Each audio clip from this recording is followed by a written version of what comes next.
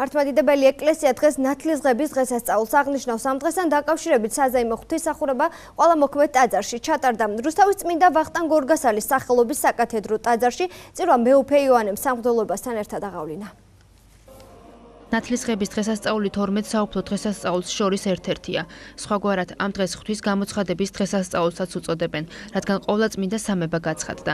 ამ დღეს ყველა მართლმადიდებელ ტაძარში საზეიმო ღვთისმსახურება ტარდება. რუსთავის ვახტანგ გორგასალის საკათედრო ტაძარში დღეს წირვა მეუფე იოანემ სამღვდელოებასთან ერთად აღავლინა. დაცემულ კაცობრიობას მისცეს საშუალება აღდგომისა და განახლებისა და უფალთან მიახლოებისა. ამ უდიდეს მსახურებას უფლის კურთხევით ეკლესია ასრულებს საუკუნის მანძილზე დღემდე და უკუნისამდე შეასრულებს და არავინ არის უცოდველი და ყველას სჭირდება განწმენდა და განმეორებით ხდება განწმენდა საწყისების ქვეყნისა მიდე მეორედ მოსვლამდე რათა ჩვენ განწმენდილ შეხვდეთ უფალს. წირვის დასრულების შემდეგ კი ტაძრის ეზოში არსებულ აიაზმაში წყალკურთხევის რიტუალი შესრულდა. წყლის კურთხევის დროს მეუფემ სპეციალური ლოცვები წაიკითხა, რითაც ნაკურთხ წყალს მდინარე იორდანეს მადლი მიენიჭა და უხრწნელობის თვისებები შეიძინა.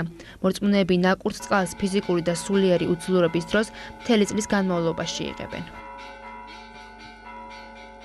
ეს არის სიხარული ყველა ჩვენთვის, ამითუ უფალმა საწყისი ქვეყნიერებისა, წყალთან ზედა შეიქმნა ყოველივე და წყალი შემადგენელი ყველა ქმნილების. ამიტომ წყლის ურთხევით განწმინდა უფალმა წყალი იორდანის შესვლით განიწმინდა წყლები.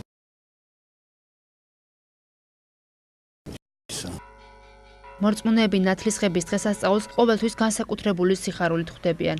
ეს არის დღე, როდესაც დაწესდა ნათლობის საიდუმლო.